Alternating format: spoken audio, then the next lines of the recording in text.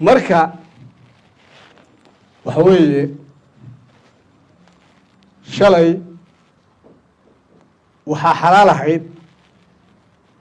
in dadka naftooda sida la doono laga yeelo maantana boolis ahaan iyo xukuumadda maanta jira waxaan muddo badan isugu kula keeni lahayn xukuumadda maanta jirta